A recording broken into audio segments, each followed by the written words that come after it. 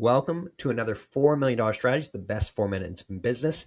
Today we have Joe Rare, level 9 virtual owner, and he's going to tell us today about how to create the most productive workforce. Joe, how do we do that? Start with knowing what the outcome is supposed to be. So if you don't know what your team is supposed to produce, then they can't be productive.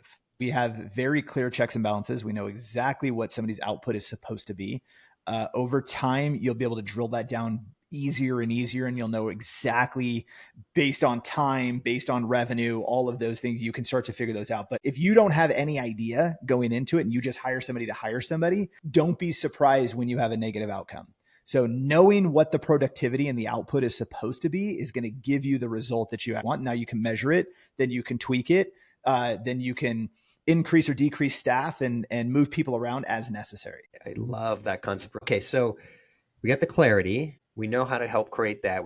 So how do we go a step deeper? Like, what is a KPI for each one at the individual level, group level, team level? How much should each individual care about? I think in the beginning, you start with, call it a department, call it a division, call it a group, whatever it is. As long as that, even a fulfillment group, right? As long as that group is performing to where you have a profitable result that you're looking for, then that's fine.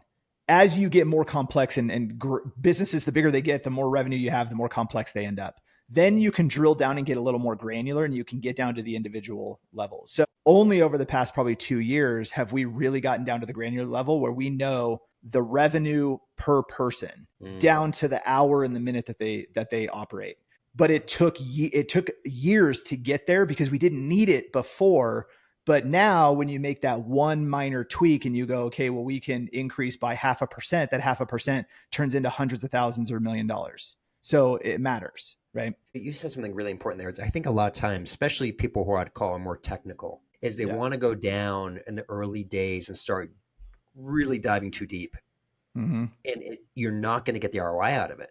No. But when you have thousands of transactions or hundreds of people, whatever it might be, then the 5-minute savings on a transaction, you multiply that against all the people in every single transaction they do. That's powerful. That's right. And that's exactly why we now get to that point, is because before, though, it didn't matter, right? Hey, that's profitable. Let's increase the profit for that group of people.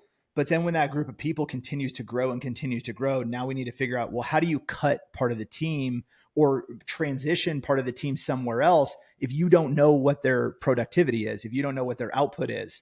And so that's why getting granular down the road matters, because now you can kind of reconfigure people to where they can provide the most value, or sometimes you just got to cut them, or you got to move them up. Right. And it's, hey, this person's way too productive. We need to put them into something more complex and something where we can get a higher ROI out of them and all that. Joe, great insights on how to create a great productive workforce. Thank you. Appreciate it. Boom.